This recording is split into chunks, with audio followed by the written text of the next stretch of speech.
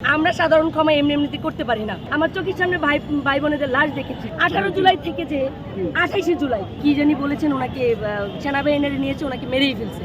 ব্যক্তিদ্বন্দ্বে কেন জড়াচ্ছি আমরা? আওয়ামী লীগের যে সেট আপ করাটা প্রত্যেকটা সেক্টরে 5% ভাঙা হয়েছে, ভালোভাবে গুছায়া আবার মাঠে নামো।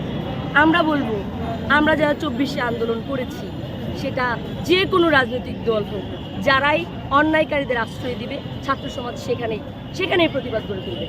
যেখানেই প্রতি বিপ্লব, সেখানেই বিপ্লবের জন্য আমরা সবসময় প্রস্তুত। মানে আওয়ামী লীগকে ক্ষমা করার মতো পরিস্থিতি কি এখন আর আছে? আমি বলতে চাই, প্রত্যেকটা রাজনৈতিক দলেই তো কিছু ভালো মানুষ আছে। হ্যাঁ, তো যারা খারাপ মানুষ তাদেরকে বিচারের আয়ত্তে আনতে হবে, বিচারে এনে শাস্তির ব্যবস্থা করতে হবে।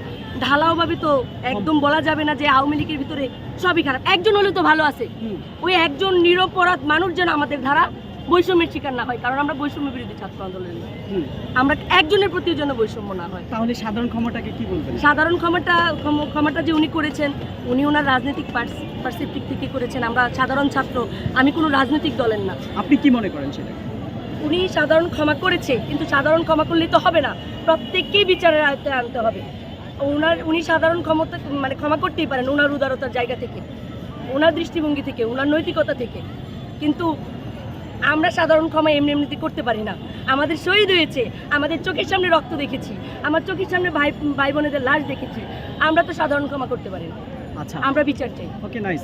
বিষয়টা হচ্ছে, মানে গত 5 আগস্টের আগের পরিস্থিতিটা একটু যদি আবার রিকল করেন আমাদের সামনে, কেমন কি দেখেছেন আর এখন কেমন লাগছে? হ্যাঁ, আসলে তো এই আন্দোলনটা যখন শুরু হয়েছে জুলাইয়ের 1 তারিখ থেকে, তো আন্দোলনটা মানে ক্রিটিক্যাল মুভমেন্টে দাঁড়াইছে হলো আপনার জুলাইয়ের 16 থেকেই দাঁড়াইছে, যেদিন আবু সাইদ ভাইকে মারা হয়েছে। কিন্তু পুরো বাংলাদেশে ছড়াই গেছে 18 জুলাই। 18 জুলাই থেকে যে 28 জুলাই, এই 10 দিন যদি মানে আপনারা দেখতেন, সংবাদকর্মী থেকে শুরু করে এমন কেউ নাই যে এই আন্দোলনে দৃশ্যগুলো দেখে নাই। নেট বন্ধ করে কি পরিমাণ হত্যাযজ্ঞ চালানো হয়েছে, এই ভিডিওগুলো এখন একটার পর একটা 30 সেকেন্ডে 20 সেকেন্ডের যে ক্লিপ আসে, সাধারণ জনগণ দেখতেছে আমাদের সাথে কি হয়েছে। আশুলিয়ার থানাতে কিভাবে আমাদের ভাই বোনদের পুড়িয়ে দেওয়া হয়েছে, আপনারা দেখেছেন। তো এত কিছুর পরে যে স্বাধীনতা আমরা অর্জন করেছি, আমরা বলবো না যে স্বাধীনতা অর্জন করেছি এই স্বাধীনতা থেকে আমাদের রক্ষা করতে হবে। কারণ আমরা জানি স্বাধীনতা অর্জনের থেকে স্বাধীনতা রক্ষা করা এই সরকারের আমরা সেই কঠিন রে ভালোবাসলাম। এই সরকারের কাছে কি প্রত্যাশা করেন, বা আগামী দিন আপনারা কেমন রাষ্ট্র দেখতে চান নতুন প্রজন্ম হিসেবে? নতুন প্রজন্ম হিসেবে এই বাংলাদেশ 71-এ যে এই বাংলাদেশে সবাই থাকবে, কোনো সাম্প্রদায়িকতা থাকবে না, অসম্প্রদায়িক একটা বাংলাদেশ থাকবে।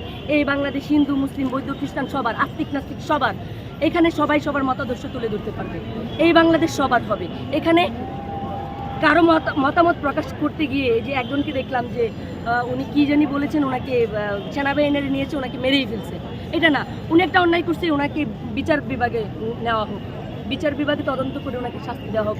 কারণ আমাদের বিচার কাঠামো আছে। যদি এভাবে আপনি একটা ভুল করলেন, আমরা সবাই মিলে ধরে আপনাকে মেরে ফেললাম, তাহলে বোঝা যাবে আমাদের দেশে বিচার ব্যবস্থা নাই। সো আমরা এটা চাই না। আরেকটা বিষয় হচ্ছে, মানে জাতীয় সঙ্গীত নিয়ে একটা প্রশ্ন উঠেছে সোশ্যাল মিডিয়াতে, যে আমরা জাতীয় সঙ্গীত পরিবর্তন চাই, অনেকে বলছে। আপনিও কি সে মতের সাথে একমত? না, জাতীয় সঙ্গীত এটা অনেক, কে কি পরিবর্তন করবে, ব্যক্তি চাওয়া অনেক করে। এখন হচ্ছে আমাদের জাতীয় ঐক্য দরকার। ব্যক্তিদ্বন্দ্বে কেন জড়াচ্ছি আমরা ব্যক্তিদ্বন্দ্বে যাওয়ার সময় আসে নাই। এখনও আওয়ামী লীগের যে সেট আপ করাটা প্রত্যেকটা সেক্টরে 5% ভাঙা হয়েছে, এখনও 95% ভাঙা হয় নাই। যারা আন্দোলনে সবাই একসাথে ঐক্যবদ্ধ হয়ে নেমেছে, এখনও ঐক্য দরকার। এই ঐক্য যারা এইভাবে বিশৃঙ্খলা করতেছে, আপনি তো জানেন, আপনি মিরর ইয়েতে পড়েছেন যে কীভাবে কী হবে, তাদের একটা প্ল্যানিং আছে, প্ল্যানে আছে, বি আছে, সি আছে। সো ওভাবে ওরা কাজ করতেছে। এগুলো আপনারা সংবাদকর্মী আছেন, আপনারা জানলেই বুঝবেন যে কে কোন লাইনে চলতেছে। ওরা চাচ্ছে ঐক্য নষ্ট করার জন্য, কিন্তু আমাদের এখন জাতীয় ঐক্য প্রয়োজন। আমরা কোনো এই যে পতাকা চেঞ্জ, জাতীয় সঙ্গীত চেঞ্জ, এগুলো করে বিভেদ সৃষ্টি করতে চাচ্ছি না। আপাতত এই ব্যক্তিদ্বন্দ্বে আমরা নাই, এই মুহূর্ত এখন না। এখন দেশটাকে ঢালাওভাবে ঐক্যবদ্ধভাবে সবাই একযুগ হয়ে দেশটাকে গোছানোর সময়, ব্যক্তিদ্বন্দ্বে জড়ানোর সময়। প্রশ্ন নির্বাচন কমিশনের